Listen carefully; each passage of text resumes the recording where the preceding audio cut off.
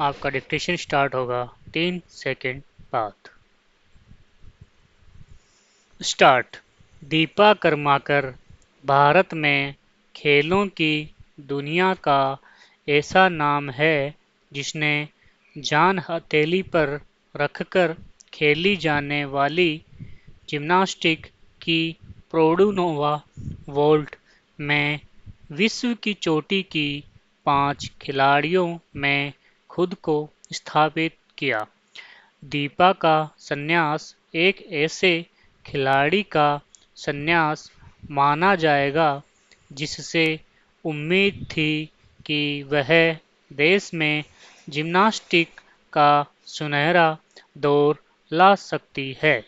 फिर भी इस मौके पर देशवासियों को उनके हौसले और जज्बे को सलाम करना चाहिए कि उन्होंने क्रिकेट की चकाचौंध के बीच जिम्नास्टिक जैसे कम चर्चित खेल में भारत का नाम विश्व पटल पर चमकाया। प्रोडुनोवा वोल्ट जिम्नास्टिक्स की सबसे कठिन और खतरनाक वोल्ट्स में से एक मानी जाती है। इसे आमतौर पर डबल फ्रंट वोल्ट भी कहा जाता है।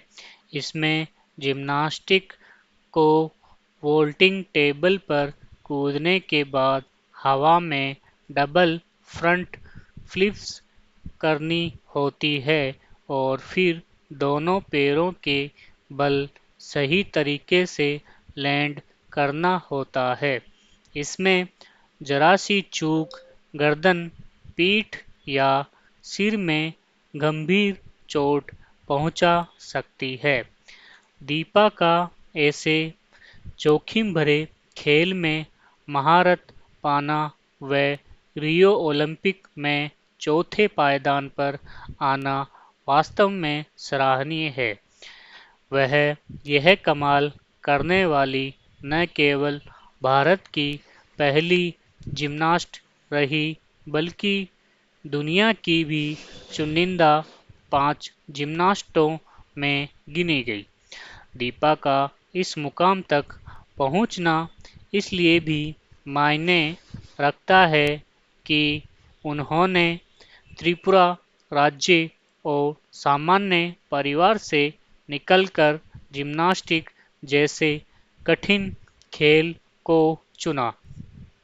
मजा हुआ जिम्नास्ट बनना इसलिए भी चुनौती रही क्योंकि उनके पैरों के तलवे सपाट थे।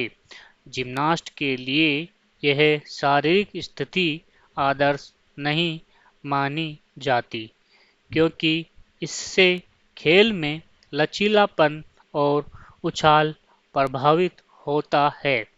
दीपा ने समर्पण और कड़ी मेहनत से न केवल इस कमी को दूर किया बल्कि पैरों में आर्च विकसित करके खुद को बेहतरीन जिम्नास्ट के रूप में साबित भी किया। 2014 के ग्लासगो राष्ट्रमंडल खेलों में कांस्य पदक जीतने के साथ उनकी सफलता का दौर शुरू हुआ और 4 साल तक कई अंतर्राष्ट्रीय स्पर्धाओं में उन्होंने पदक प्राप्त किए। घुटने की सर्जरी व अन्य चोटों के चलते दीपा को जिम्नास्टिक की ताल से ताल मिलाने में मुश्किल आ रही थी।